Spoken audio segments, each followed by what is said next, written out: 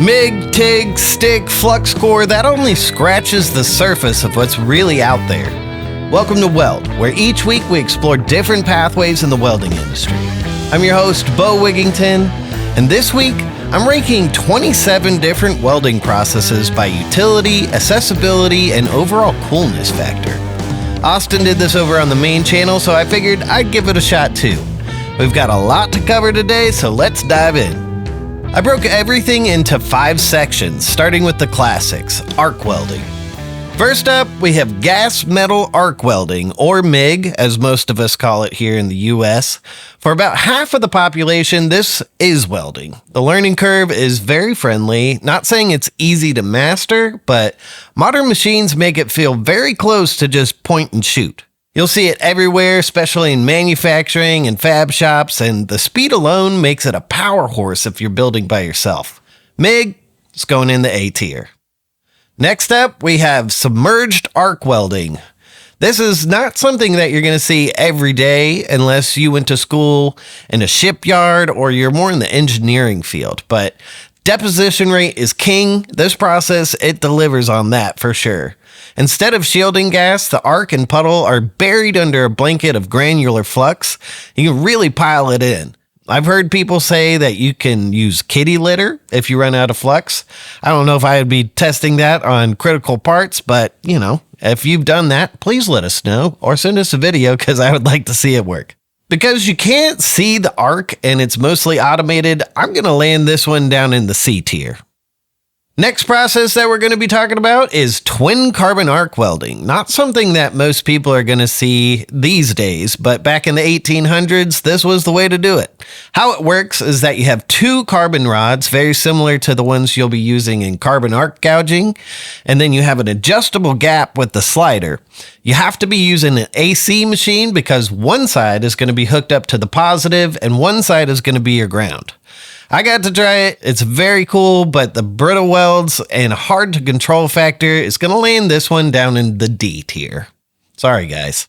Our next process is another very cool process, in my opinion. It's called atomic hydrogen welding. How this one works is that you have 2 tungsten electrodes instead of carbon electrodes, and then it's going to be kept in a hydrogen atmosphere. It's extremely clean, extremely expensive, and not exactly beginner friendly. For the practicality and expenses, I'm going to pop this down in the D tier. Next process we're going to talk about is gas tungsten arc welding, or as most people call it, TIG. This process can definitely make you some money if you can do it well. It uses a tungsten electrode and is usually run on DCEN. It gives you tons of control over the puddle and the heat, but it does come with a very steep learning curve. It gives you some beautiful results when you really get slick with it, and for the utility and versatility for this process, I'm going to pop it in the A tier.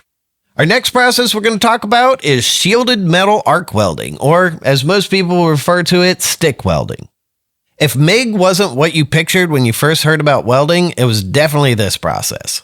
How it works is you have an electrode that's covered in flux. That flux burns off and it provides the shielding gas and forms a slag puddle on top of your weld that protects it from the atmosphere and adds a little bit of alloys to it.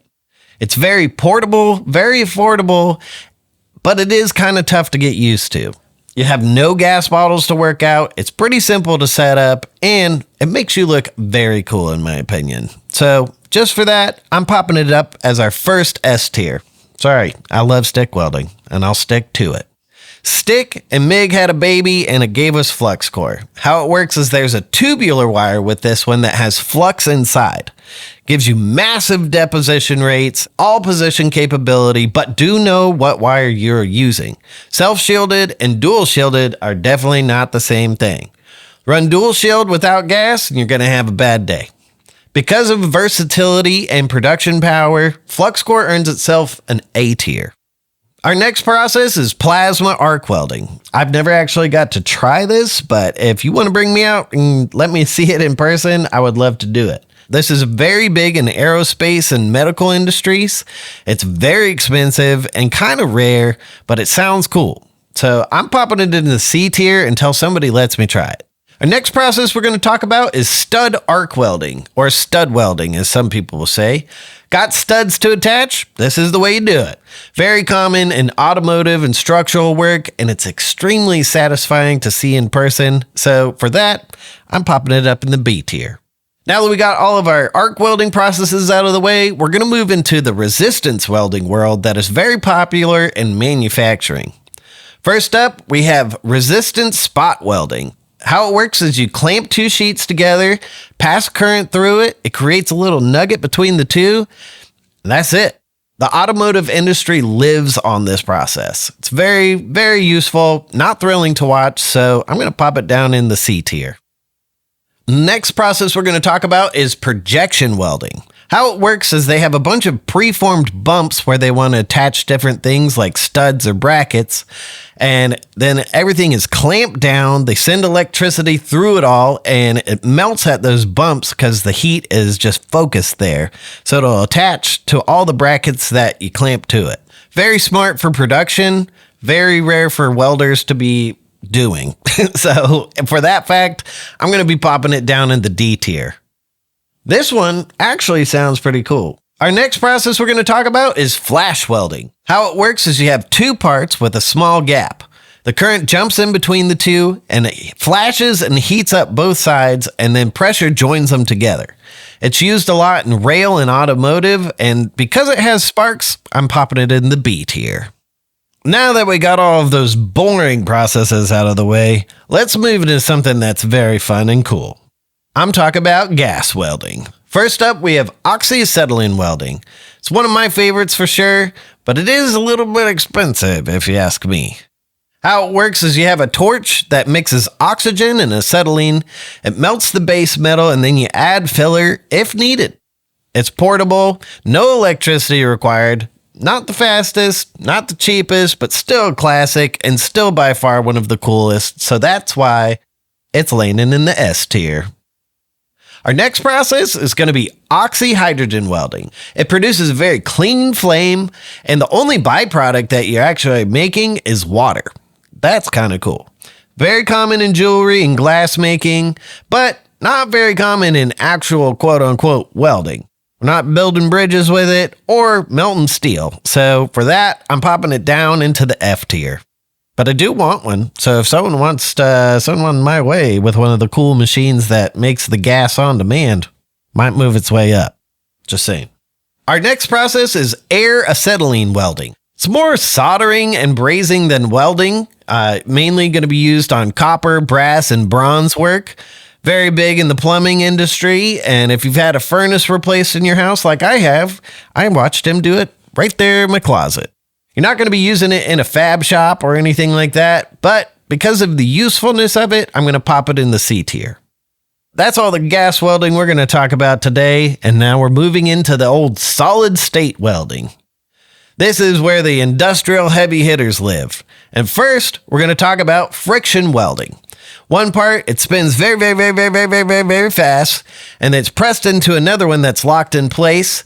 The heat from that friction creates a bond, and it's very popular in automotive shafts, aerospace components, and it's also the internet's favorite drill press experiment. For that, I'm going to pop it in the B tier. Next is kind of a cousin to that one. It's called friction stir welding. What happens is you have a rotating tool that softens and stirs the material below the actual melting point. It has super low distortion. It's very big in automotive and aerospace industries, but it's really not that flashy. So I'm going to pop it in the C tier. Next up, we have ultrasonic welding. High frequency vibrations under pressure, it breaks up the oxides on the surface of the metal, and it causes an atomic bond without melting. It's very big in battery manufacturing, industrial, it's super precise.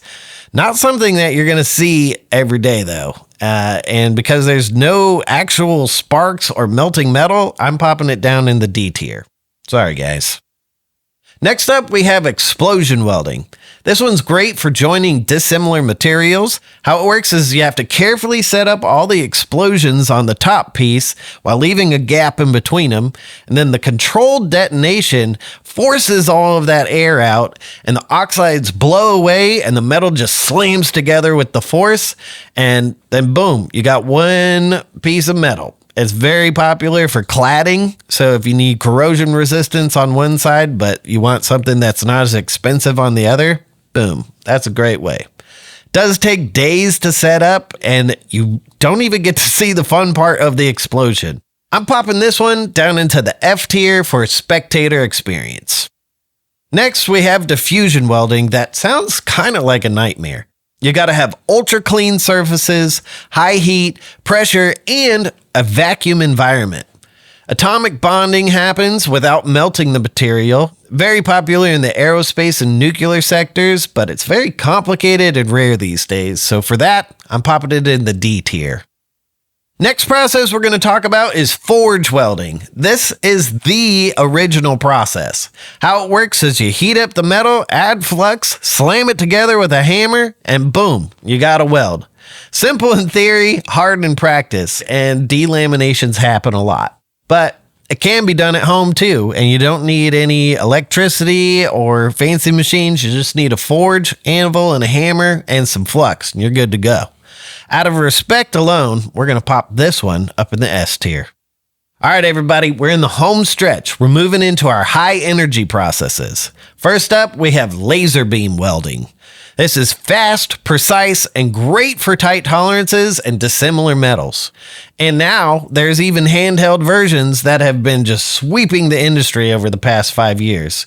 Very cool, but not really a one-size-fits-all, in my opinion. Your fit-up has to be pretty much perfect or else you're not going to have a good weld. And because I don't have any kind of power that could use one of these systems, I'm going to pop it in the B tier for now, unless somebody has a 110 version that I haven't heard about.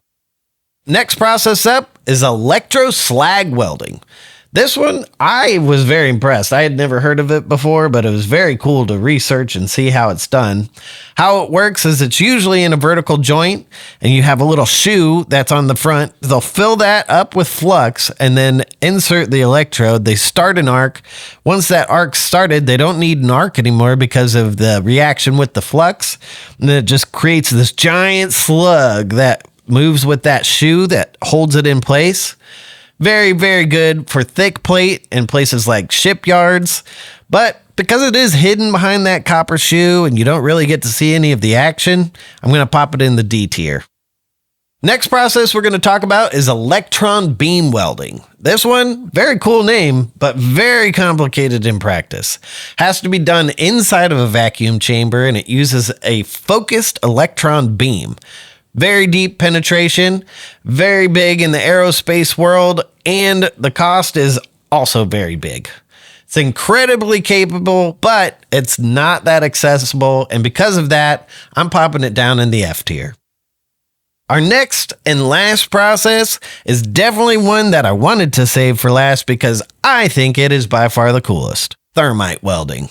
Very popular in the rail industry. How it works is they'll have a little mold around two pieces of train track they want to join, and then they use aluminum powder and metal oxide to cause a reaction that creates molten iron that fills in that gap, welding them together. And there's no turning it off once it starts. S tier for pure cool factor, and it's one of my bucket list processes, so if you can get me out to do some thermite welding, you would become my new best friend. So definitely want to try thermite welding at some point in my life. Whew, that was a lot. I learned a ton putting all this together, and if you disagree with my rankings, go check out what Austin did over on the main channel and compare notes. Did I leave one out that you love? Is there one that you would love to see us try? Let me know down in the comments. I hope everybody out there had a great week, and until next time, we'll see you out there.